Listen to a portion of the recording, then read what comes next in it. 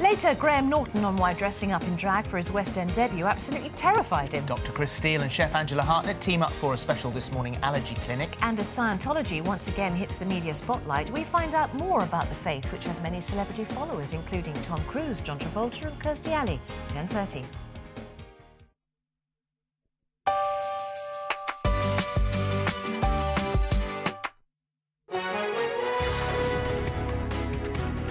Hello there, welcome back. In just a moment, hitting the dating scene for the first time in 10 years. What happened when we sent single mum Alison speed dating? Oh, it's a whole new world out there. First though, how one family beat the agony of severe eczema. Now this is 7-year-old Megan, who is very pretty and lovely, looking very well this morning. But until very recently, Megan's eczema left her skin red raw, a condition which has affected her ever since then when she was a wee baby. You can see it on her wee face. But this all changed after her mum Amanda read about a food intolerance test. Megan and Amanda are here now with our Dr. Hilary.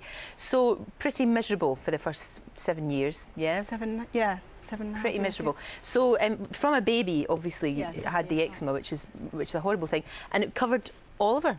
Well, I mean, it was after she was 6 weeks old, I stopped breastfeeding her because she didn't seem to be settling through her feet, you know, between her feeds.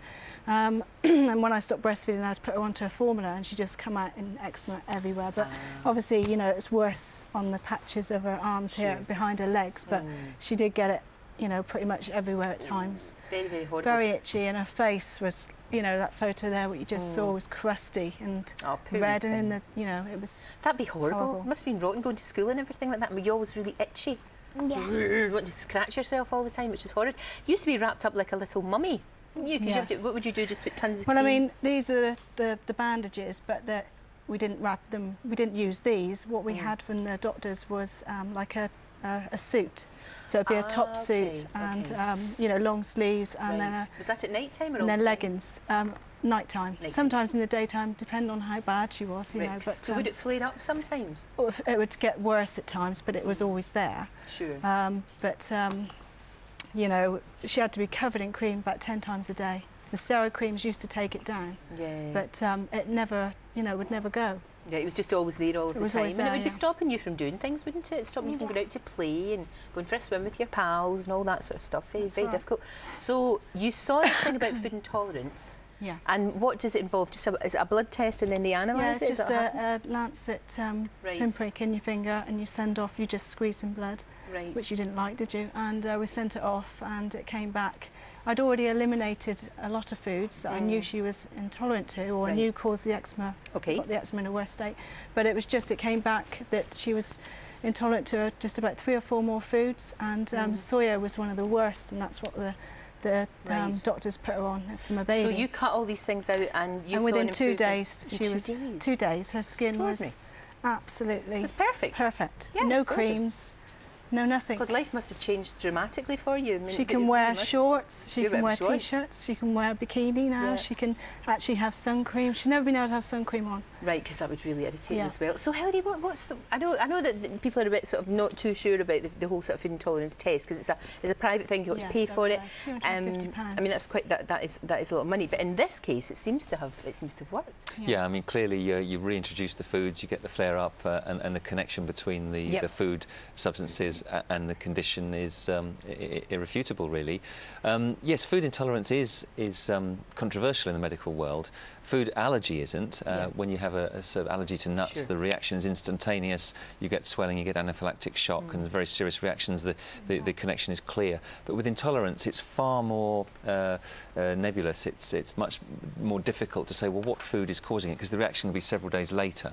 And eczema is one of those results of food intolerance that is very real, along with sort of migraines and bloating and joint pains and muscle aches that some people get.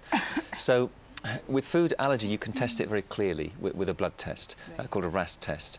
With food intolerance, up to now, there hasn't been any clear scientific guidelines which have been universally accepted, but there are IgG immune tests which can be done, which are scientifically reproducible and reliable, which can help probably 40% of the population who have unexplained symptoms, which may be related to an intolerance to food. And this is National Food Intolerance Week. And I think it's quite good to hear that there are tests available, not, however, on the NHS, regrettably, yet. And there's a real paucity of clinics on the NHS for the treatment of allergies. But help is out there and you can get tested. Fantastic. Well, it's great to see you looking so well. You must be really pleased. It must be great now. Yeah. Much better, huh?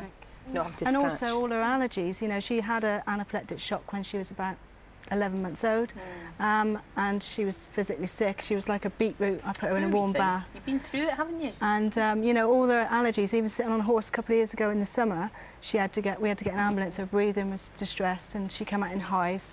All that seems to be good. I'm just wondering if now it's going to be okay, but you never know. Exactly. Well, thank you. Great to see you. Thank you. Glad it worked out for you. Lovely girl. Thank you very much indeed. You. Thank you very much. And we'll stick all that information on the website, and Dr. Hillary's got lots of advice on eczema as well.